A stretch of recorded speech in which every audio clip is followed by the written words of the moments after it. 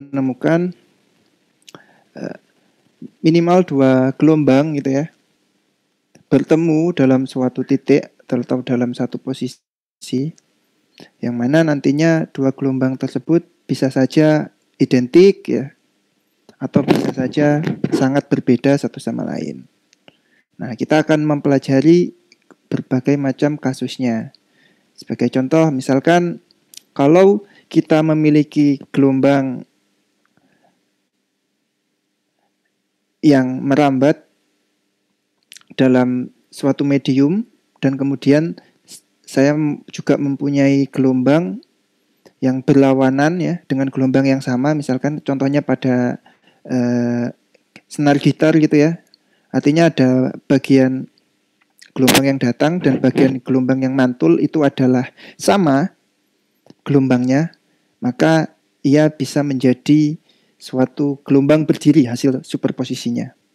Nah, apabila nanti misalkan superposisi dari 2 gelombang memiliki frekuensi yang sama, maka nanti akan terjadi pola yang kita kenal nanti pola interferensi. Apabila frekuensinya berbeda, maka nanti akan terjadi beat dan seterusnya. Itu akan kita pelajari di minggu ke-11 ini, sesuai dengan rencana pembelajaran semester. Jadi Mas Mahendra seperti biasa, saya minta tolong untuk dibantu untuk jadi co-host ya. Ya, baik Pak. Mahendra, Mahendra. Sebentar. Terakhir ini absennya, jangan lupa yang baru masuk.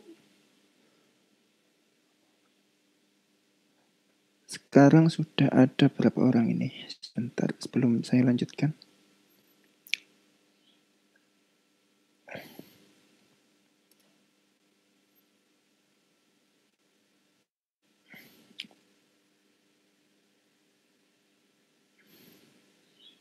Sudah ada 33 orang. Loh kok aneh, yang hadir 31, ternyata di absen 33. Wah, ini saya absen satu-satu.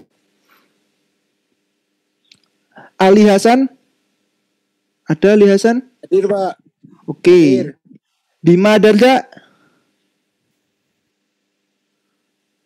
Enggak ada ini.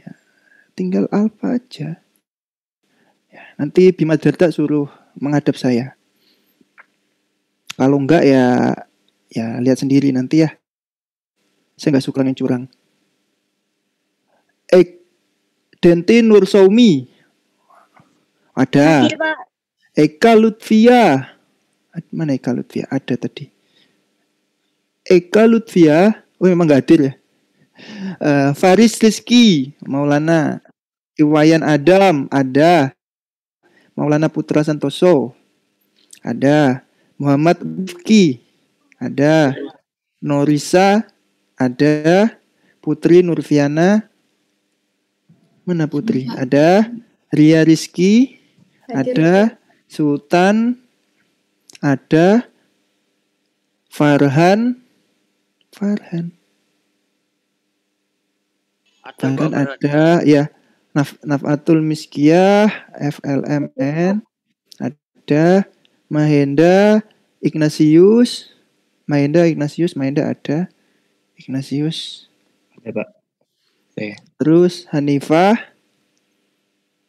terus Aulia Zahra. Ini ada tadi perasaan, saya nge-approve atau lagi out? Bima baru join Pak sama Aulia. Oke, ya. Langsung absen aja ya. Sebelum saya bentar lagi saya tutup ini. Bima sama Aulia Zahra. Ini ya, sama satu. Iya Pak. Ya. Sudah absen ya? Ini tadi kamu dipanggil. Ini udah saya absenkan. Sudah saya absenkan ini. Oh iya, ya. Bima sama Aulia baru masuk. Tadi koneksinya enggak masuk. Faris, oke. Amin, Syafiq, Farid ada? Enggak ada. Lintang ada tadi. Berliana ada tadi. Kudu nih. Saya ingat. Pradana, Amalia ada, Irfan ada, Maulia, Farah ada, Nisa ada, Dafa ada. Yasti, Alwan. Alwan mana Alwan? Oh, iki kurang ajar gak teko iki. Gak ada. Dwiki. Oke. Siapa ini chat? Ya, Dwiki ada. Oke, mic saya rusak. Ya, nggak apa-apa. Yang penting. Oke. Jangan coba-coba ya. Mending izin Pak, saya nggak bisa hadir gitu ya. Daripada Anda datang tapi orangnya nggak ada gitu ya. Kasihan teman-teman yang lain. Oke. Jadi ini kalau kita ngomong superposisi ya kira-kira gambarnya adalah seperti ini secara garis besar ya. Ada standing wave yang bisa Anda lihat. Mas Maidam bisa minta tolong di itu kan yang baru masuk. Oh ya, baik Pak. Ya, nggak apa-apa, udah masuk aja. Ya, jadi ini seperti ini. Misalkan kita ngomong kasusnya adalah standing wave, ya. Terus kemudian apabila frekuensinya berbeda, nanti akan menjadi beat, ya, menjadi beat. Yang terjadi adalah seperti gambar di atas. Nah, kalau frekuensinya sama, biasanya dalam hal standing wave itu biasanya berlaku pada frekuensi sama ya. Nah, dia bentuknya adalah seperti ini. Nah ini yang akan kita pelajari pada kesempatan pada siang hari ini. Mungkin nggak akan lama ya, karena memang materinya cuma sedikit. Ya, jadi pertama kita harus kenal dulu apa itu superposisi ya. Jadi kalau kita punya gelombang misalkan saya memiliki gelombang E1 sama dengan E0 cos misalkan Kx plus minus omega T ya. Terus saya punya E2 sama dengan E0 dengan asumsi amplitudo dan sama ya. Maka secara superposisi ya, itu E superposisi ya, itu sama dengan E1 ditambah E2. Nah, bisa dilihat bahwa apabila kita menggunakan cos ya, apabila cos ditambah cos, kalau yang di dalam ini sama, gampang ya. Karena kita bisa gunakan identitas trigonometri. Apa yang terjadi kalau dalamnya beda? Ya, berarti kita nanti harus melakukan operasi ya, operasi matematika yang lebih kompleks tentunya. Jadi nggak bisa langsung begitu saja. Nah, itu yang akan kita pelajari. Jadi intinya superposisi ini adalah penjumlahan, tetapi penjumlahannya tidak serta-merta seperti Anda nanti belajar gelombang berdiri. Jadi tinggal amplitudonya 2 kalinya, karena cos tambah cos nantinya sudah bisa kita ketahui. Atau sin tambah sin, atau sin tambah cos, asal di dalam kurung ini sama, itu akan mudah. Tetapi kalau di kurung ini, dalam kurung ini berbeda, itu akan kesulitan kita. Ya, seperti itu. Ya, jadi kalau dilihat ya superposisi itu seperti ini ya. Jadi saya punya gelombang yang satu sama lain saling overlap gitu ya. Jadi hasil seperti cahaya yang dilihat di sebelah kanan ya. Ini sebenarnya superposisi dari berbagai macam gelombang. Hasilnya adalah seperti ini. Ya. Nah, mari kita lihat. Jadi kita menjumlahkan 2 gelombang ya, dengan misalkan saya memiliki gelombang yang satu adalah gelombang pertama yang diwakili E1 persamaan ini. Saya punya gelombang kedua yang diwakili oleh persamaan ini. Saya punya gelombang ketiga diwakili oleh persamaan ini. Ya, jadi selama dia itu di dalam kurung ini sama, maka penjumlahannya akan mudah ya. Karena yang akan dijumlahkan hanya ini saja. Tentunya kalau Anda pakai cos, ya bisa juga dijumlahkan. Tetapi kan kalau bentuk eksponensial itu kan bisa diubah menjadi bentuk cos ditambah i sin. Nah, Anda pernah saya ajar fenomena gelombang, saya kira paham terkait ini. Nah, sehingga ketika dijumlahkan semua hasil superposisi dari 3 gelombang ini, hasilnya adalah tinggal E1 ditambah E2 ditambah E3 dikalikan eksponensial I KZ minus omega T. Ya karena kenapa ya? Kalau penjumlahan berarti eksponensialnya bisa dikeluarkan. Ya. Sehingga E1, E2 dan E3. Tetapi ya, ketika nilai K1 omega 1, K2 omega 2, K3 omega 3 tidak sama dengan K, maksudnya satu sama lain berbeda dan tidak sama dengan omega karena frekuensinya berbeda, maka kita akan mendapatkan nilai kompleks eksponensial yang sangat-sangat berbeda jauh ya. Apabila misalkan di sini ada lagi tambah gitu ya. Kalau ini kan semua minus. Nah, ini ada lagi jumlah. Secara K sama omega sudah berbeda. Secara ini minus, ini plus. Ya. Sehingga kalau kita mendapatkan hal semacam itu, berarti kita ya operasi ini akan susah diselesaikan gitu ya. Operasi ini akan susah disederhanakan. Karena ini adalah bentuk paling sederhana gitu ya. Karena nggak bisa dikeluarkan lagi, ininya juga nggak bisa dikeluarkan. Maka bentuknya adalah seperti ini. Permasalahannya adalah bagaimana cara menggambarkannya. Apa yang terjadi gitu ya. Nah, maka kita akan belajar. Ya, sama seperti kalau saya punya gelombang suara gitu ya. Gelombang suara itu kan terdiri dari berbagai macam frekuensi. Misalkan saya ngomong nada C. Nah, untuk mendapatkan nada C, kita harus membangkitkan beberapa frekuensi yang harus dijumlah dan jadi harmonik.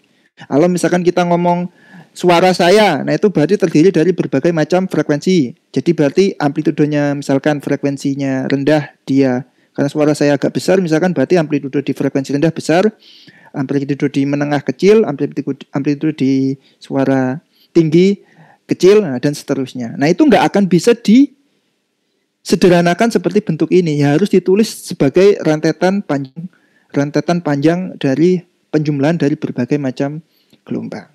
Nah itu kasusnya sama seperti ini. Jadi kita menggunakan ya old fashioned way ya. Jadi tetap menggunakan cara-cara yang klasik. Tetapi matematik bisa memudahkan kita ya.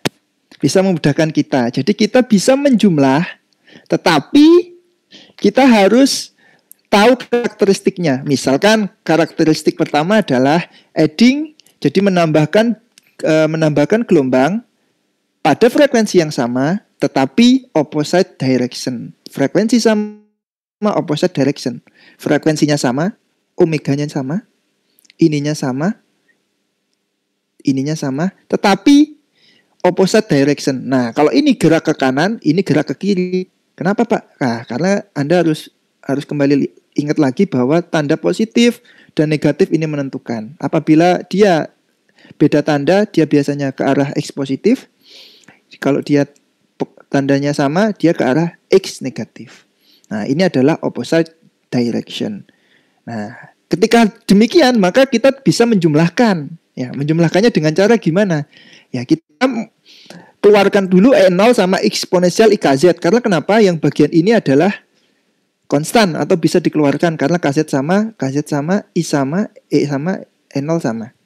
Nah, sehingga tinggal yang di dalam aja. Berarti tinggal E pangkat minus I omega T ya, ditambah E pangkat I omega T. Nah, ini dikalikan dengan E0 ya, E pangkat IKZ. IKZ. Ya. Nah, sehingga kita bisa hitung ya, karena nilai E ini ditambah ini dibagi 2 itu adalah cos ya. Nanti coba dilihat ya, dicek. Sehingga yang di sini nanti muncul sama dengan 2 ya. Karena 2-nya dari sini dikalikan E0 E I KZ cos omega T. Nah, jadi lebih sederhana gitu ya. Nah, 2-nya adalah hasil dari karena E I omega T ditambah E I. Lalu kemana? Oh, kok nyampe sini? Ya, dibagi 2 itu adalah sama dengan cos omega T. Nah, sehingga ketika ini semua diganti dengan cos omega T, berarti setengahnya ini akan masuk ke sini, duanya. Biar apa? Biar imbang. Seperti itu. Sehingga kita bisa mendapatkan 2 E0 EXP cos omega T. Ya, karena 2 dibagi 2 hasilnya akan 1. Seperti itu. Nah, ini kalau dibilang dia adalah counter propagating wave. Hasilnya adalah ini. Itu kasus yang pertama. Nah, ini kalau digambar nanti akan bentuknya bisa kita lihat bahwa ini nantinya akan membentuk suatu gelombang berdiri. Ya, jadi kita bisa mendapatkan nilai-nilainya adalah dengan mendapatkan nilai bagian real, ya. Karena ini kan kompleks ada I. Nah, kita ambil bagian realnya. Ya, kita bisa mendapatkan 2E0 cos KZ cos omega T, ya. Atau 2E0 sin KZ cos omega T. Jadi E0 itu real atau imaginer. Ya, kalau misalkan E0-nya real berarti pakai yang satunya, kalau E0-nya imaginer berarti pakai yang ini. Seperti itu. Ya, jadi kita bisa mendapatkan 2 persamaan superposisi antara 2 gelombang dengan frekuensi sama dan arah yang berbeda. Dia akan membentuk apa yang kita kenal sebagai gelombang berdiri. Nah, itulah kasus yang pertama. Terus kemudian kasus selanjutnya, ya. Jadi ketika Anda nanti menemukan soal misalkan satu gelombang, coba dilihat dulu apanya yang beda. Oh, ternyata arahnya yang beda. Ternyata dia frekuensinya sama. Ya, berarti dia akan membentuk gelombang berdiri. Nah, Anda harus pahami ini bagian-bagian dari gelombang itu. Lalu kemudian Anda tinggal menggunakan persamaan yang ini, seperti itu. Terus yang kedua, ya. Nah, ini contohnya adalah standing wave itu terjadi pada laser. Laser itu kan light, ya, amplification, ya. Jadi penguatan cahaya, ya, menggunakan stimulated emission, ya. Radiation R-nya radiasi. Jadi dia adanya pengamplifikasian cahaya dengan cara apa? Dengan cara dia membentuk standing wave, ya. Apabila sesuatu diberikan ke sini dan kita berikan di sini 100% mirror, maka otomatis dia 100% dipantulkan. Jadi ketika dia berinteraksi dan bersuperposisi, dia akan membentuk standing wave. Nah, makanya cahaya laser itu nanti bisa lurus dan bisa satu arah, satu warna, dan dia bisa dimanfaatkan karena koherensinya. Nanti akan diperjelas di teknik optik mungkin, ya. Nah, itu contohnya adalah laser. Ya, jadi beam, bounce back, and forth, ya. Jadi dia akan dikalikan beberapa kali karena dia akan mantul-mantul terus. Nah, ini basic kalau kita mau belajar laser, yaitu mempelajari standing wave. Ya. Nah, ini, ya. Jadi standing wave itu kalau dilihat, ya. Jadi kita ada yang namanya the points where the amplitude is always zero. Ya, biasanya kalau amplitudenya saat 0, titik saat amplitudenya 0 itu dipanggil noda. Nah, kalau misalkan amplitudenya maksimum, dia disebut sebagai antinode. Ya. Jadi kan kondisinya adalah kalau dia standing wave, ya, standing wave itu kan gini kalau digambarkan, ya. Ya, jadi ada 2 gelombang berdiri seperti ini, terus saya punya gelombang seperti ini. Nah, kalau dia gambarnya di tengah sini, artinya dia amplitude is always zero, ya, always zero, atau dia kontra satu sama lain, berarti dia disebut node. Ya, saat dia maksimum, ya, dia disebut sebagai antinode. Nah, ini di gelombang berdiri. Jadi note that the node and antinode satu sama lain terpisah sebesar lambda per 2, ya, karena satu lambda itu kan dari sini ke sini, ya. Berarti kalau dari sini ke sini, terus dari sini ke sini akan terpisah sejauh lambda per 2, seperti itu. Ya. Jadi ini antinode, ini node, ya. Kalau dilihat dari gambar, ini gambarnya nggak gerak, ya. Maksudnya gerak. Ya. Kita lanjutkan. Waduh, udah hujan. Ya, jadi seperti ini, ya, gambarnya di laser, ya. Ini jadi ini ada cermin di sini, ya. Di sini ada input beam, terus kemudian reflected beam, sehingga input sama reflected beam ini akan mengakibatkan adanya standing wave karena dia satu frekuensi tapi arahnya berbeda. Nah, ini akan membentuk puncak-puncak. Nah, ketika dia dipantulkan beberapa kali, maka otomatis memunculkan beberapa standing wave dan ini akan terus-menerus menghasilkan cahaya. Ya, dan ini yang terjadi pada laser. Nah, itu contohnya. Nah, ini kalau gambar eksperimental cahaya laser diplot sebagai fungsi intensitas adalah bentuknya seperti ini. Nah, ini yang merah-merah ini makin besar, makin besar, makin besar. Seperti itu. Ya. Nah, ini ya contohnya ya. Jadi ada dua cermin, satu sama lain, ya, satu sama lain. Nah, berarti cermin yang kiri menggunakan sin, ya. Coba kita lihat cermin yang kiri menggunakan sin, ya, ya. Ya, pada saat di cermin kanan dia memiliki sin KL sama dengan 0 ya, karena dia semuanya dipantulkan ya. Maka dia ketika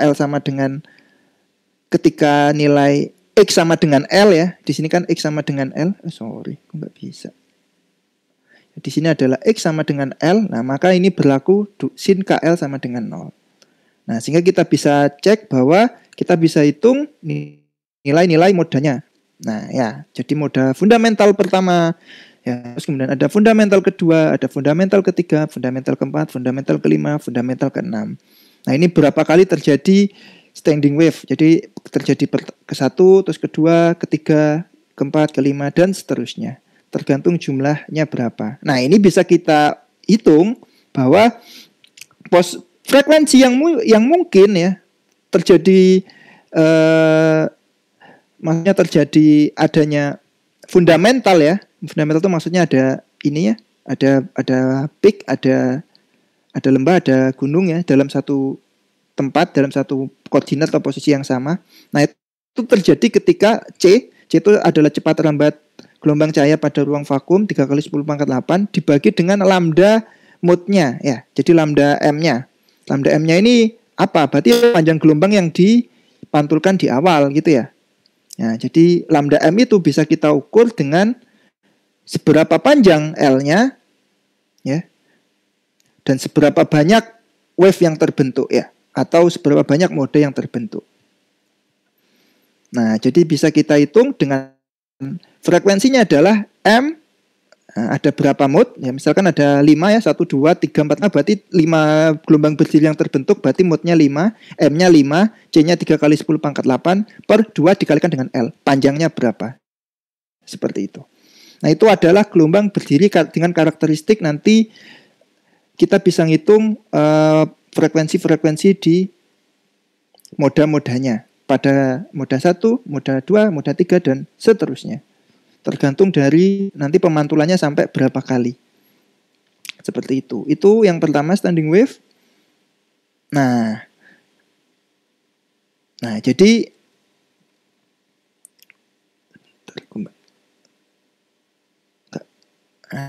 ya.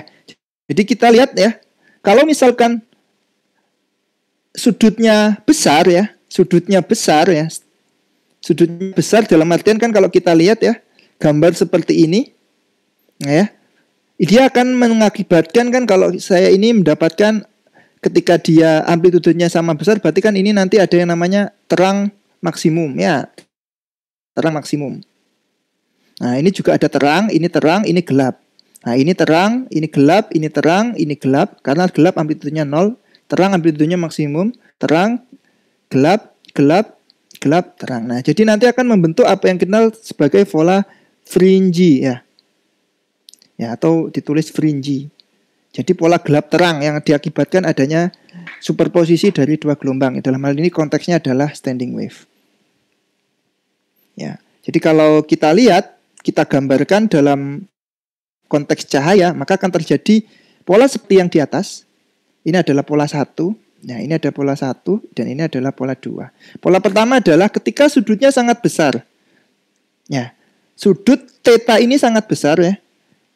Ya, maka akan cenderung polanya akan mengecil ya, karena coba kita lihat di selanjutnya. Ya. Nah, ya. Semakin nilai ini mengecil ya, berarti kalau delta ini kalau mengecilkan taruhlah kita mendekati 0 ya. Berarti ini akan semakin mendekati 0 atau small angle, maka pola yang dibentuk ya harusnya makin besar ya, karena lambda per 2 sin. Nah ya, jadi as the angle decreases to 0, fringe akan menjadi tambah besar dan tambah besar. Sampai akhirnya pada theta sama dengan 0, intensity pattern menjadi konstan ya. Jadi ketika sudutnya makin kecil, nah intensitasnya nanti akan menjadi konstan. Kalau konstan berarti apa? Tidak muncul pola gelap terang seperti itu. Nah ini kan lama-lama kelamaan ya. Ini awalnya jarak antar fringinya kecil, terus makin lebar. Ketika theta sama dengan 0, tidak ada lagi yang namanya pola gelap terang karena intensitinya akan menjadi konstan seperti itu. Ya, jadi ini contohnya adalah seperti ini. Nah itu adalah ngomongin standing wave. Nah ya, jadi bisa kita lihat ya. Jadi misalkan contohnya seperti yang tadi ya, dia akan dua source kalau jaraknya makin kecil ya, makin pendek, makin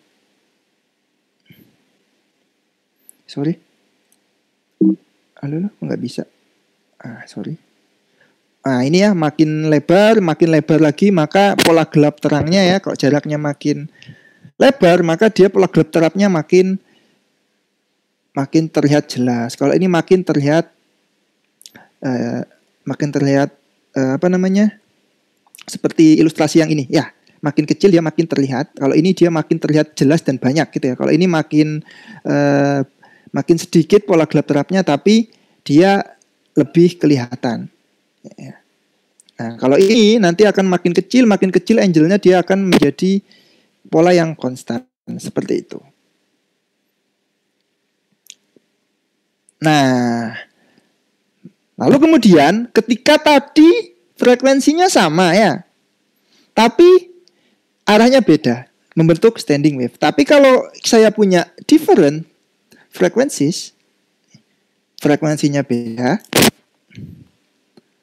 ya, entah arahnya apa itu arahnya itu sama atau berlawanan ya, maka dia akan membentuk apa yang kita kenal sebagai beat. Nah, jadi beat itu gampangnya adalah dia perpaduan dari dua gelombang atau lebih.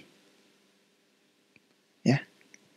Atau perpaduan ini bisa diganti superposisi dua gelombang atau lebih yang memiliki frekuensi yang berbeda. Ya. Jadi misalkan saya mau membuat persamaan dengan 5 frekuensi yang satu sama lain dijumlah ya. Misalkan sinyal dari gitar yang keluar memiliki 4 jenis frekuensi yang ketika kita genjreng gitu ya, kan senar 1 ngeluarin frekuensi 1, senar 2 ngeluarin frekuensi 2, senar 3 sampai mengeluarkan 6 frekuensi ya. Nah, itu kan memiliki, kalau dijumlahkan ketika digenjreng secara bersamaan, maka yang kita dengar adalah hasil superposisi dari 6 gelombang tersebut. Nah, itu sebenarnya adalah beat. Nah, hasil penjumlahan dari tiap-tiap gelombang. Nah, itu dikenal sebagai beat. Nah, berarti otomatis kita harus bisa mengakali bagaimana cara menjumlahkan omega 1 sama omega 2 ini. Ya.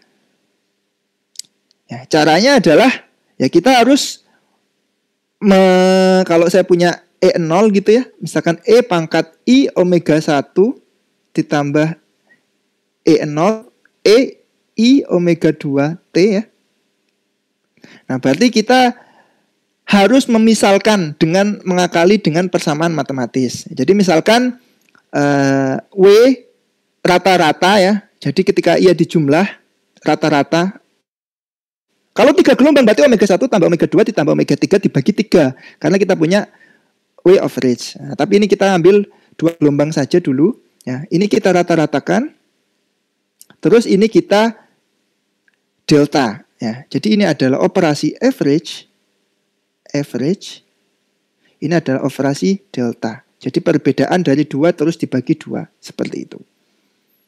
Ya, jadi bukan cuma selisihnya, Nah ini harus dibagi dengan 2. Karena konsisten yang ini adalah dijumlah dibagi 2, yang ini juga harus dibagi 2. Nah sehingga kita bisa hitung atau bisa kita sederhanakan bahwa lambda 1 itu kalau saya punya delta dan W average, omega average, berarti bisa kita tulis sebagai omega average ditambah delta omega.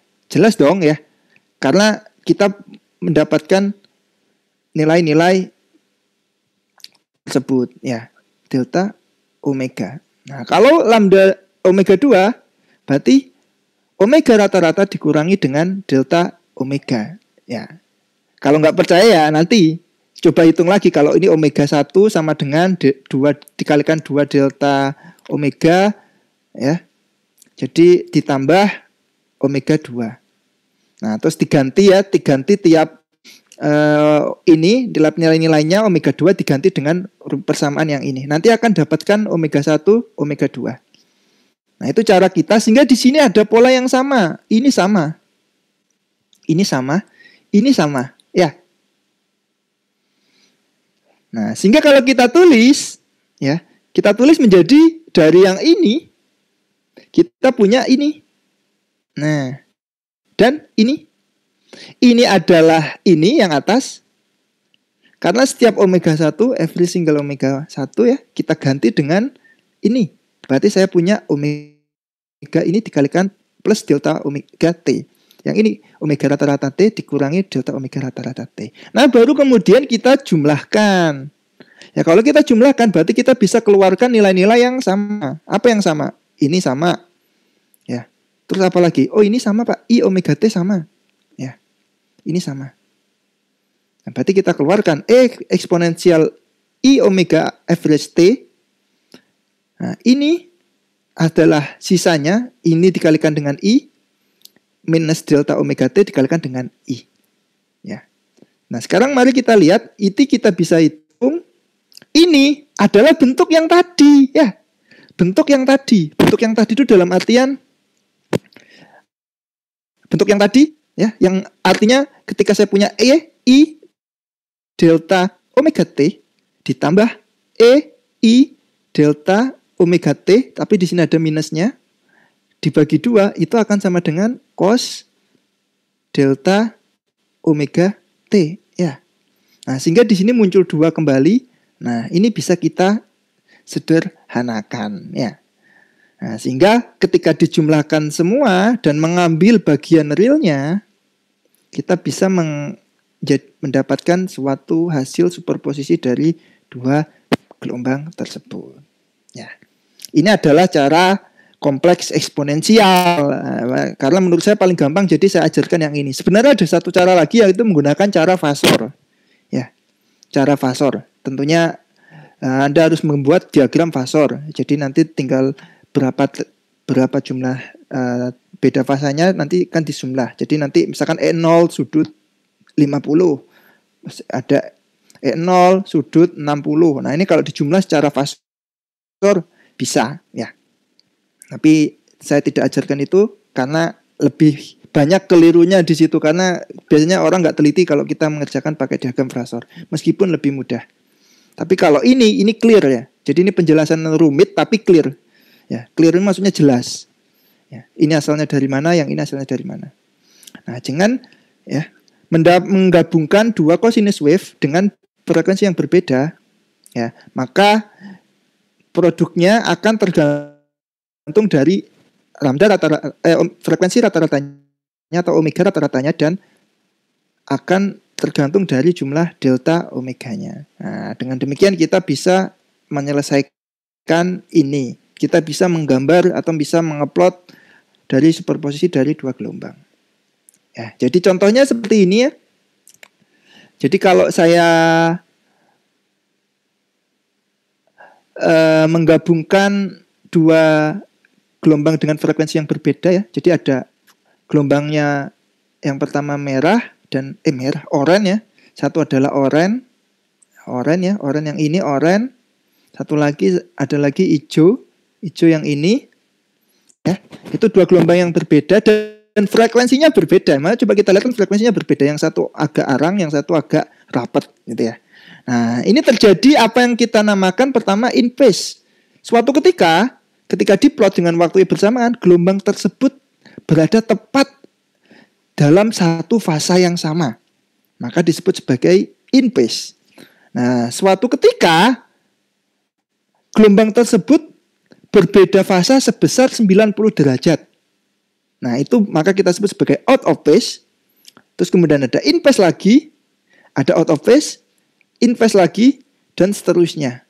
Dan seterusnya sampai ke kanan. Berarti terjadi in phase, out of phase, in phase, out of phase, in phase, out of phase. Jadi terjadi apa yang kita kenal sebagai beat. Kalau di jumlah, ketika dia fasanya sama, apa yang terjadi? Gelombang berdiri dong. Nah, makanya dia terjadi gelombang berdiri seperti ini. Nah, apa yang terjadi ketika dia berbeda 90 derajat? Nah, dia terjadi tadi anti-node. Ya. Maaf, terjadi node. Ya. Karena amplitudenya sama dengan 0. Karena kalau ini disuperposisikan pada titik ini ya. Ini saya orek-orek, jangan hijau lah yang saya coret-coret ini. Nah, dia akan mendapatkan nilai amplitudo yang sangat kecil. Ya. Di sini. Di sini. Setiap out phase dia amplitudonya akan 0 atau mendekati 0. Tapi setiap in phase karena dia satu fasa, ketika dijumlahkan dia akan tinggi. Jadi dia bentuknya secara gelombang itu bisa digambar seperti ini. Ya. Nah, tetapi perilakunya adalah sesuai dengan frekuensi yang kuning ini. Nah, seperti itu. Nah, itu hasil dari penjumlahan dua gelombang dengan frekuensi sama. Nah, kita sebut sebagai beat. Pak, kalau 3 gimana ya? Berarti pasti nanti ada kalanya satu sama lain, satu fasa, yang satunya enggak satu fasa, tetapi ada waktu pasti dia tiga-tiganya itu berada dalam satu fasa. Pasti, ya. Karena kan kalau sama aja, kalau kita ngomong fasa ini kan sebenarnya ngomong faktor kelipatan saja ya. Kayak misalkan aku ndek pasar 2 hari, koncoku setiap 5 hari, pasti suatu ketika kita rutin itu ya, pada suatu hari pasti kita ketemu gitu loh. Nah, meskipun saya memiliki 100 teman yang masing-masing berbeda gitu ya, frekuensi ke pasarnya tiap berapa hari, pasti suatu ketika dia akan satu frekuensi. Nah, seperti itu. Nah, itu yang terjadi apabila kita menambahkan 2 jumlah gelombang atau lebih. Nah, itu dikenal sebagai beat. Nah, jadi envelope-nya adalah seperti ini. Nah, irradiance ya, pola gelap terangnya adalah ini ya. Jadi ketika dia bentuknya ya, ini seperti ini ya, dia terang ya. Nah, dia juga terang ya, karena irradian itu kan kita ngomongin nilai seberapa besar energi dan powernya ya. Nah, jadi ketika dia ada amplitudenya ya, karena amplitudenya kan berarti kan nanti kalau misalkan saya punya minus E0 ya, ini positif E0, ini minus E0 ya, berarti kalau radiannya kan sebenarnya nanti dikuadratkan ya, jadi sehingga nilainya adalah naik juga. Ingat pertemuan sebelumnya kalau kita ngomong Poynting vektor, jadi dia hasil kuadrat dari gelombang ya, seperti itu. Jadi ini saja sebenarnya materinya ya. Nah, ini kalau cahaya ya, kalau tadi kan gelombang ya, gelombang itu diwakili dengan cuma frekuensi di dalam ini saja ya. Tapi kalau cahaya, nah ya tentunya perilakunya sama, cuman di dalamnya ada nilai ini ya, ada nilai ini yang berbeda satu sama lain. Ya caranya gimana ya? Dicari K average, omega average, dicari delta K, dicari delta omega dengan cara yang sama, dengan cara yang sama seperti yang tadi. Nah, terus kemudian kita tambahkan ya, berarti ini diganti dengan K average ditambah delta K ya. Nah, yang ini berarti tinggal minus delta omega. Nah, seperti itu. Ya. Terus kemudian yang ini juga sama, minus delta K, di sini ada delta omega. Di sini ada average, di sini ada K average. sama seperti yang tadi, yaitu dengan memisalkan omega plus delta, average plus delta, average min delta. Kalau ini berarti average plus delta, average min delta, average min delta, average plus delta, dan seterusnya. Seperti itu. Ya, jadi kita tinggal masukkan nilai-nilainya. Ketika sudah dimasukkan nilainya, terus kita kelompokkan apa yang sama. Yang sama adalah tentunya yang kuning ini ya. Ini sudah saya mudahkan warna-warnanya. Nah, sehingga ini sama. Yang dua ini nanti muncul karena yang bagian ini nanti akan menjadi cos. Sehingga duanya muncul ada di sini. Nah, terus diambillah yang bagian real. Maka kita bisa mendapatkan hasil dari superposisi dari dua gelombang yang akan kita kenal memproduksi apa yang kita sebut sebagai beat. Nah, jadi ada standing wave, ada yang namanya beat. Kalau ini frekuensi sama, ini frekuensi berbeda. Mau tanda minus, tanda plusnya ini sama ya, tinggal hasil penjumlahannya saja nanti ya. Berarti nanti kalau misalkan hasil penjumlahannya ini kan berarti kemungkinan di sini ada plus, di sini ada minus ya. Nanti tinggal main trigonometri saja. Misalkan I omega T minus E I omega T. Nanti hasilnya apa? Kalau ini positif hasilnya apa? Kan tinggal sin sama cos saja sebenarnya. Seperti itu. Ya, jadi itu yang akan sekiranya yang penting ya. Karena nanti kita ngomong optika bakal ngomong hasil dari perpaduan dari dua gelombang ini sama lain. Misalkan, Pak, kok proyektor itu kan kalau kita lihat kan sebenarnya dia memancarkan cahaya putih, tetapi di dalamnya ada filter warna R, gray, dan B. Nah, kok bisa perpaduan dari tiga warna ini akan menjadi warna putih, Pak? Nah, ini sebenarnya nanti ada konsep yang namanya render. Nah, render ini terdiri dari konvolusi ya. Konvolusi dari sinyal yang berbagai macam frekuensinya yang berbeda-beda. Karena merah, green sama biru spektrumnya frekuensinya beda. Nanti akan ketika digabung akan menghasilkan cahaya putih.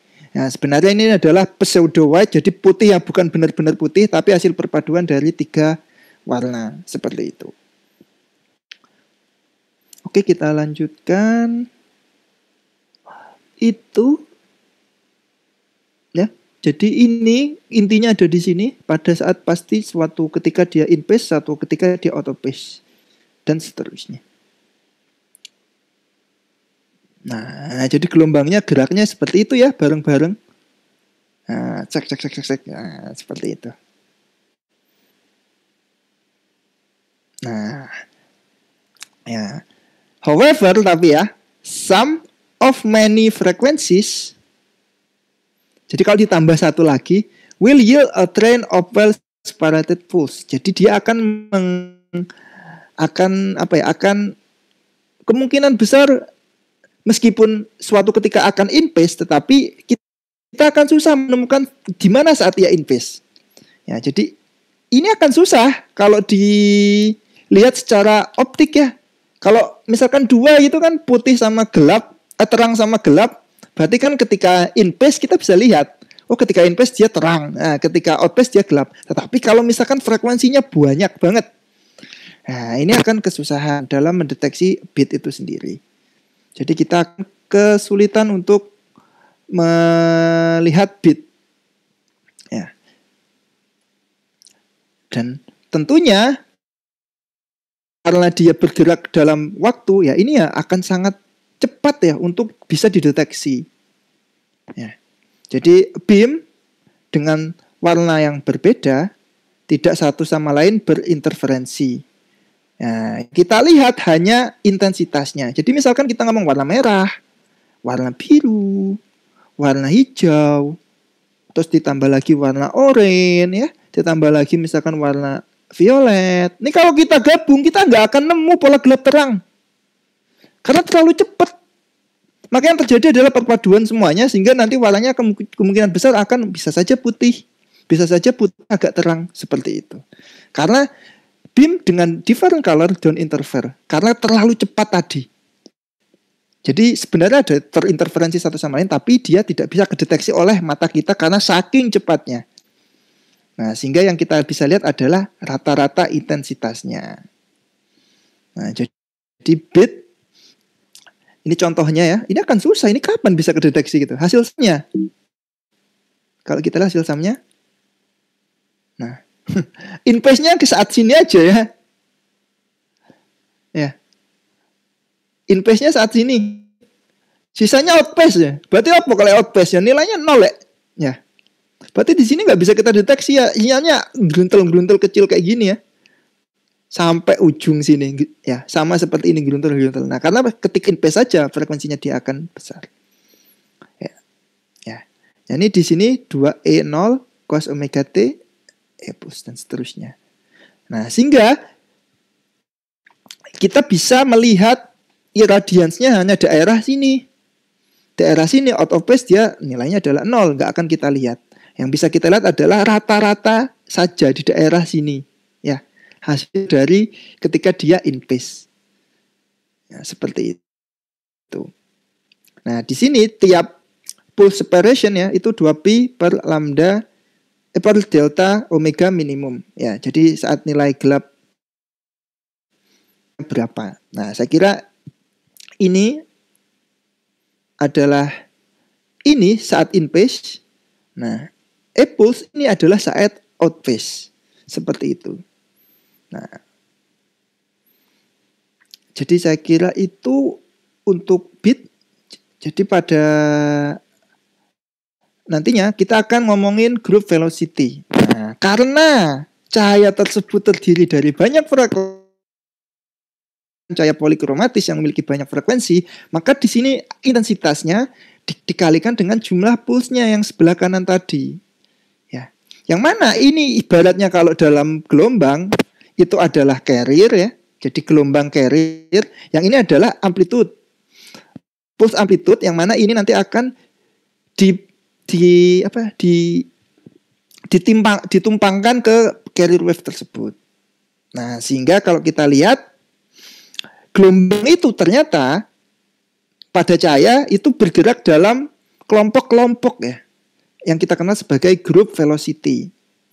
Ya, jadi satu grup itu memiliki kecepatan satu grup lagi mempunyai kecepatan yang berbeda lagi, satu grup lagi memiliki kecepatan yang berbeda lagi, seperti itu. Karena kenapa? Karena tiap pulse tadi berbeda-beda yang ditumpangkan pada suatu carrier gelombang pembawanya. Ya, jadi seperti ini contohnya misalkan ini ya. Nah, ini berarti gelombang ini ya, salah ya. Gelombang tadi ya, itu bisa kita tulis sebagai fungsi kecepatan ya, group velocity, yang ini juga velocity juga. Tetapi ini adalah group velocity, ini adalah phase. Ya. Jadi yang membedakan adalah nanti ada istilahnya group velocity, ada phase velocity. Jadi apa itu phase velocity? Phase velocity itu adalah kecepatan carrier wave. Ya, jadi kalau kita lihat gelombang carrier yang tadi, nah, ini memiliki kecepatan, tetapi dia adalah kecepatan fasa. Ya. Tetapi kalau kita lihat ya gambar ini, gambar yang sebelumnya tadi, gelombang yang ini dia ibaratnya carrier wave itu bergerak karena dia in phase ya dengan phase velocity. Jadi phase velocity akan bergerak ke kanan. Tetapi yang bagian out of phase dia akan bergerak dengan apa yang kita kenal sebagai group velocity, karena terdiri dari berbagai macam pulsa yang satu sama lain berbeda. Jadi bergeraknya satu kelompok gitu. Kalau ini bergerak dalam satu fasa itu ayo misalkan kita kan sama-sama TF, ya udah bergerak karena kita sama TF berarti kita bergerak dalam satu TF. Itu satu fasa. Tetapi ada kelompok lain yang fasanya beda-beda gitu ya. Nah, ingin gerak juga dalam satu barisan. Nah, makanya dia bergeraknya dalam grup. Nah, itu yang membedakan. Jadi kalau ditanya bedanya phase sama group velocity, Anda ya ingat apa namanya, defile atau apa gitu ya, atau ada grup saya di suatu tempat mengikuti sesuatu ya. Berarti kalau misalkan yang jalan itu sejenis ya, fasanya sama, fase itu kan, kalau fase itu kan gini semua ya. Nah, ini kan fase semua ya.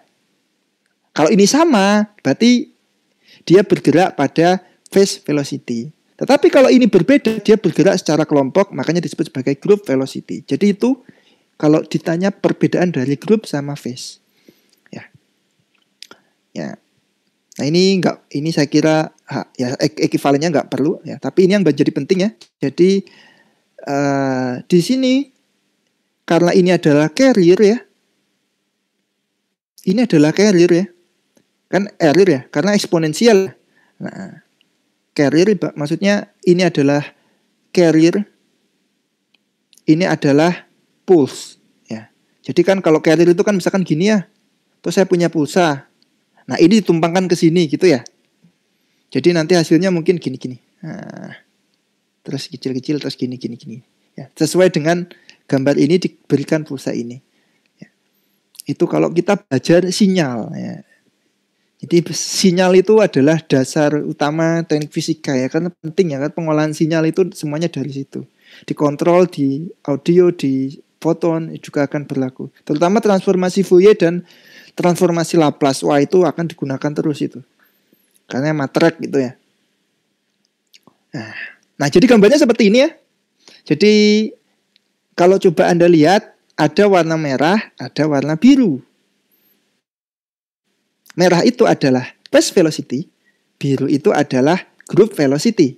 Coba Anda lihat ketika gelombang tersebut bergerak ke kanan dengan phase velocity dan group velocity besarnya sama, maka dia akan bergeraknya seperti ini. Ya. Bagian yang pertama. Jadi dia ketika sama, ini sama, bergeraknya adalah seperti ini. Nah, tapi ketika phase velocity lebih besar ya, atau misalkan lebih minus ya, berlawanan ya, bukan lebih berlawanan, maka bentuknya akan seperti ini ya. Jadi dia geser ke kanan, ke kiri, yang biru seolah-olah ke kiri, yang merah maju ke kanan. Tapi kalau sama-sama ke kanan dan titiknya ini berhimpit biru sama merahnya, sehingga yang kelihatan biru saja gitu ya. Jadi karena sama kan bisa diwakili oleh satu. Boleh diwakili biru, boleh diwakili merah. Tetapi kalau misalkan phase velocity-nya lebih besar dari group velocity, ya otomatis kalau dia lebih besar kan makin cepat ya. Maka ininya akan nyalip nih. Ya. Tentunya kan ini kan yang biru ini kan ya. Yang biru, coba Anda perhatikan biru, ini kan kecepatan grup ya, dari berbagai macam kelompok pulsa itu ya. Dia bergerak secara grup. Nah, jadi ada yang bergerak cuma gini aja, ada yang ketika kayak gini-gini, nah ini bergerak. Nah, ini grup. Kalau ini carrier. Nah, sehingga ini disebut sebagai phase velocity, seperti itu. Nah, ini kalau lebih kecil, ya tentunya disalib ya yang merah. Nah, kalau sama dengan 0, group velocity-nya, ya dia diam, ya. Nah, ini diem nih, nggak jalan nih. Kalau phase velocity-nya 0, dia diem nih, carrier-nya. Nah, group velocity-nya yang jalan. Nah, ini adalah analogi yang sangat penting apabila kita belajar optika dan teknik optik dan seterusnya. Ya, seperti itu. Jadi tidak hanya itu, sebenarnya belajar di akustika nanti juga akan kenal group velocity sama phase velocity karena ini adalah karakteristik dari gelombang. Ya. Di fenomena gelombang harusnya dibahas di semester 3 ya. Jadi setelah ETS itu harusnya ada dibahas terkait dengan ini ya. Cuman seingat saya ngajar di bagian pertama aja di kelas ini ya. Yang bagian kedua bukan saya. Jadi mudah-mudahan ya diajarkan, jadi saya tinggal mengulang. Ya. Ini adalah in vakum. Besarnya sama. Jelas cahaya kalau dalam vakum phase velocity sama group velocity-nya sama. Jelas. Kalau kayak gini, unrealistic, nggak mungkin lah ada group velocity sama phase velocity itu berlawanan. berlawanan, ini nggak mungkin ini terjadi ini. Apa jadinya kalau muncul kayak gini ya? Orang kaget semua. Kalau ini vakuum jelas muncul. Nah, paling banyak adalah ini. Ini juga mungkin ya. Salah satunya lebih besar, salah satunya lebih kecil, itu mungkin. Ya. Karena secara logika biasanya kalau kita ngomong karir sama pulse. Nah, carrier itu biasanya dia bergeraknya lebih cepat dibanding pulse-nya. Kalau enggak ya enggak bisa numpangkan dong informasinya gitu. Tapi ketika carrier-nya bergeraknya lambat dan pulse-nya bergeraknya cepat, nah ini mungkin ya. Tapi bisa terjadi, tetapi sangat jarang itu ya, sangat jarang. Karena banyak kan kita aplikasinya di daerah sini. Ini juga tidak mungkin. Ini juga tidak mungkin. Mana mungkin satunya diam? Ya, ini juga satunya diam ya tidak mungkin ya. Ya satunya diam berarti kan nggak ada. Ini kan ibaratnya carrier-nya diam, tetapi pulse-nya jalan. Lah gimana? Padahal pulse itu harus numpang ke carrier. Seperti itu. Atau ini misalkan carrier-nya diam, sementara carrier itu membawa informasi dari pulse. Pulse-nya diem, kan nggak mungkin ya. Pulse-nya harusnya jalan juga, tapi bisa saja jalannya lebih cepat, bisa saja lebih lambat. Maka yang paling mungkin adalah kasus lebih besar atau lebih kecil. Sama dengan 0, atau tidak sama dengan, itu tidak realistik. Nah, itu hubungan terkait phase velocity dan seterusnya. Dan group velocity. Ya. Ya. Ini saya kira nggak perlu saya berikan ya, karena beda.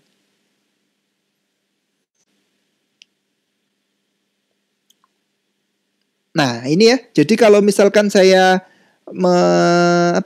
menggunakan beberapa frekuensi ya, maka otomatis nanti ketika dia terjadi frekuensinya sama ya, jadi misalkan omega 1 sama dengan omega 2, maka akan terjadi resonansi pertama, terus kemudian ada resonansi kedua, terus kemudian ada resonansi ketiga. Nah biasanya banyak dimanfaatkan di daerah antar dua resonansi ini. Ini banyak digunakan untuk aplikasi-aplikasi ya.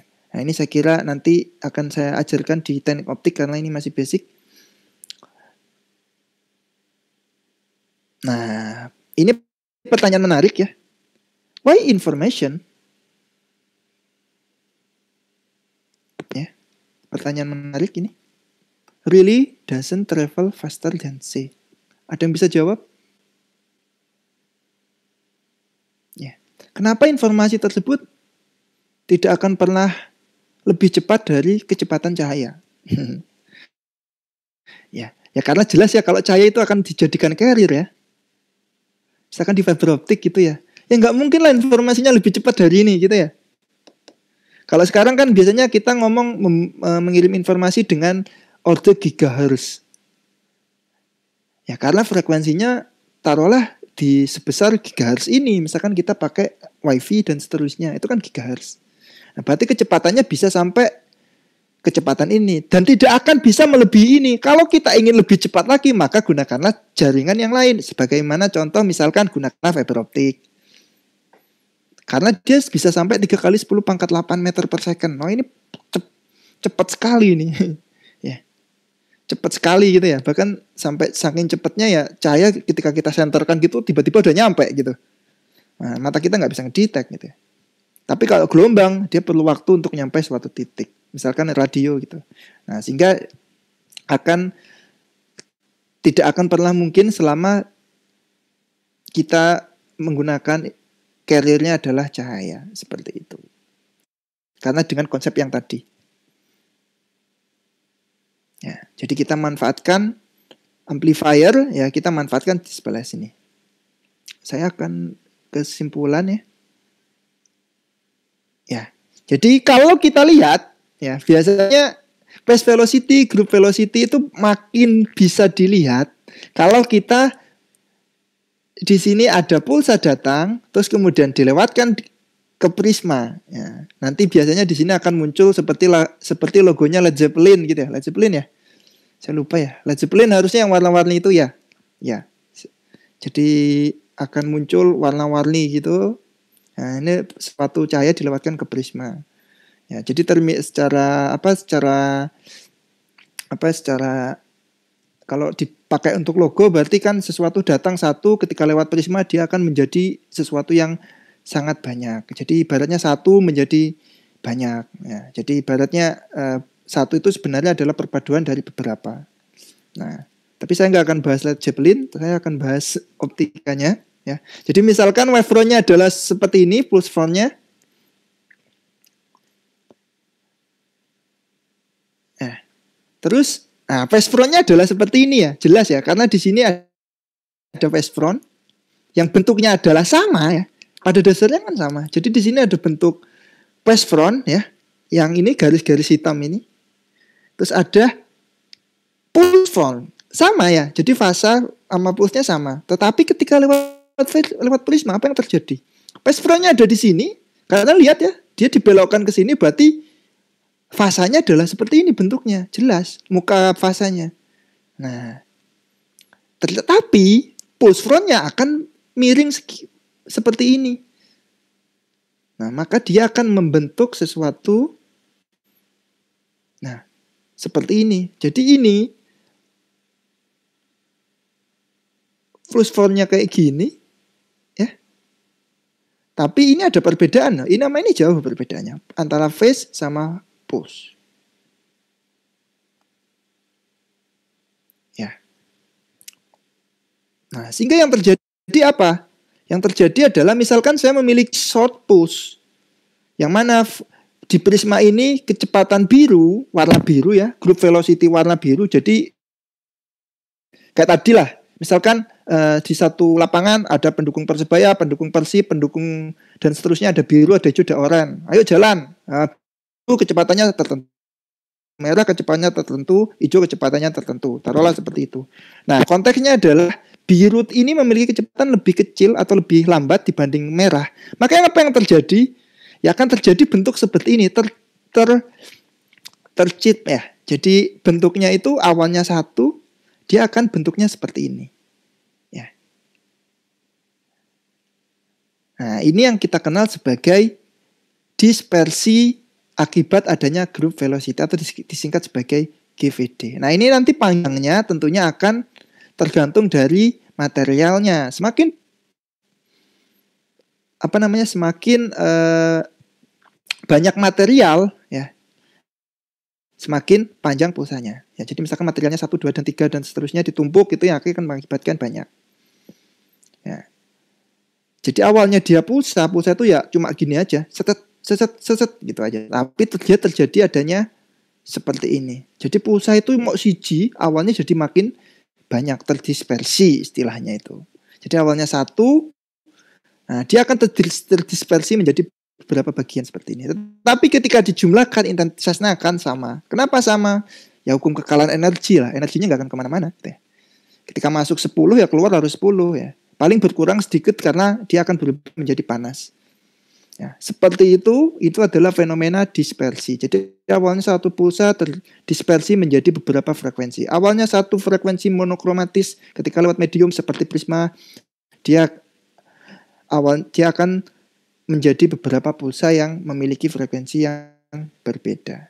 Nah, itu yang terjadi di konsep yang tadi. Nah, ini contohnya misalkan, jadi pada fiber optik itu ya, nah, kita membawa sinyal dengan 1, 2, 3, 4, 5, 6 pulsanya. Nah, terus kemudian saya lewat pipa bawah laut. Nah, misalnya ingin menyambungkan dari Surabaya ke Bontang, Kalimantan Timur. Nah, ini kan beratus-ratus kilometer ya, mungkin hampir ribuan ya, saya kurang tahu jaraknya berapa. Ya, tapi intinya banyak kilometer gitu ya. Nah, terus kemudian ya, jadi setiap material, terutama ini adalah fiber optik ya, FO. Nah, itu biasanya memiliki nilai dispersi pada daerah visible dan near infrared. Ya. Semua material. Jadi ketika dilewatkan pada daerah ini, dia mungkin saja mengalami dispersi group velocity tadi. Nah, sehingga Apa yang terjadi ketika kita awalnya dia pulsanya seperti ini akan menjadi seperti ini. Apa jadinya gitu ya? Kita mengirim informasi dengan kondisi seperti ini. Terus kita kirim ke Kalimantan Timur ya. Ya bukan pakai JNE tapi pakai fiber optik gitu ya. Tapi jadinya kayak gini gitu. Nah, ini artinya apa? Karena adanya dispersi ini, informasi yang dikirim dan informasi yang diterima berbeda gitu ya. Terus apa gunanya komunikasi gitu ya? Nah, makanya biasanya kalau kita ngomong fiber optik, karena tadi ada interferensi terus ngarahnya ke dispersi tadi, maka kita harus perhatikan berapa panjangnya, berapa pulsanya, berapa frekuensinya. Baru nanti kita bisa menginstal fiber optik tersebut. Kalau enggak, berarti apa? Ya dibuat pendek terus kemudian dikuatkan lagi, terus disambung kembali gitu ya. Pendek dikuatkan, disambung, terus dikuatkan lagi, sehingga informasinya nanti akan benar-benar tepat, tidak mengalami apa yang kita sebut sebagai dispersi. Jadi itu yang bisa saya sampaikan pada kesempatan ini ya. Jadi sangat penting, terutama yang mungkin punya interest di telekomunikasi, nanti akan Anda berkecimpung banyak di fiber optik ya. Dan juga dengan telkom ya, atau telkom atau bisnet atau apapun itu ya. Jadi nanti pasti akan berkaitan dengan, atau di kontraktor di fiber optik nanti akan berkaitan dengan itu. Ya. Jadi balik lagi ke sini. Nah, yang terjadi adalah warna yang awalnya cuma satu, dia akan menjadi banyak. Nah, ini akibat adanya dispersi. Adanya frekuensi grup velocity dari masing-masing warna itu berbeda-beda ya. Biru misalkan, merah, hijau, ungu, violet dan seterusnya itu berbeda-beda satu sama lain. Sehingga ketika dilewatkan prisma, dia akan berbeda. Ya. Jadi itu kalau dari saya. Mungkin ada pertanyaan sebelum saya tutup? Ya, jadi pada kesempatan ini kita belajar apa yang kita sebut standing wave di optik ya. Terus kita belajar apa itu bit. Nah, terus konsekuensi dari bit nanti kita ngomong adanya pulse, adanya carrier ya. Nah, terus kemudian karena ada dua ini nanti kita ngomong ada group velocity dan phase velocity. Ya, itu pembahasan kita pada siang hari ini. Saya kira itu dari saya. Monggo, saya minum dulu. Minum kuntek. Kopi ini gak ono isan. Oke. Ya, monggo silakan. Mungkin 10 menit atau 5 menit. Jadi itulah optika ya. Jadi optika itu ilmu klasik, tetapi kalau didalami ya isinya persamaan semua gitu. Jadi awalnya lihatnya gampang tapi ya ternyata susah gitu. Tetapi secara praktikum gampang gitu ya. Untuk memahaminya susah karena cahaya terbilang masih beberapa tahun, puluhan tahun belakangan ini kan dimanfaatkan sebagai media komunikasi, dimanfaatkan sebagai media jalur transmisi dan seterusnya. Jadi itu mungkin nanti lebih lengkap, mungkin ada praktikum di teknik optik dan nanti ada satu pokok bahasan khusus membahas bit dan phase velocity, group velocity pada fiber optik. Ya, jadi seperti itu. Monggo Teko, sebelum saya tutup. Jadi minggu depan, sebentar saya baca RPS, minggu depan saya akan nyampaikan apa ini? Minggu depan saya akan menjamakan persamaan Fresnel untuk refleksi dan transmisi. Oke. Ya. Jadi ini karena fenomena gelombang itu ya juga belajar itu ya. Jadi saya kira nanti akan bukan lebih mudah ya, tapi poinnya akan lebih dapat ya, lebih cepat dipahami ya. Dan tentunya kalau ini adalah superposisi, adalah penggabungan dua gelombang. Kalau refleksi transmisi berarti ada yang datang, ada yang mantul, ada yang tembus. Nah, itu nanti akan lebih mudah. Itu menggunakan persamaan Fresnel yang sangat-sangat terkenal. Ini satu bab sendiri di bukunya yang 2016. Superposisi juga satu bab sendiri, Fresnel satu bab sendiri, interferensi satu bab sendiri, polarisasi terakhir nanti di minggu ke-14. Jadi sudah bagus ya, yang diajarkan cuman ya waktunya sangat terbatas gitu ya. Jadi mohon maaf apabila kurang banyak latihan ya, karena saya mengejar materi optik ya, yang cukup banyak. Karena nanti harus sampai Fresnel, habis Fresnel adalah interferensi, habis interferensi tentunya pasangannya difraksi, setelah difraksi ada polarisasi. Nah, itu semua adalah pembahasan optika fisik. Semoga bisa sesuai jadwal dan tidak ada halangan ya, atau tidak ada hari libur. Ya, itu saja dari saya akhiri. Kalau ada pertanyaan, wassalamualaikum warahmatullahi wabarakatuh. Waalaikumsalam. Waalaikumsalam warahmatullahi wabarakatuh. Waalaikumsalam. Makasih, Pak. Terima kasih, Pak. Terima kasih, Pak.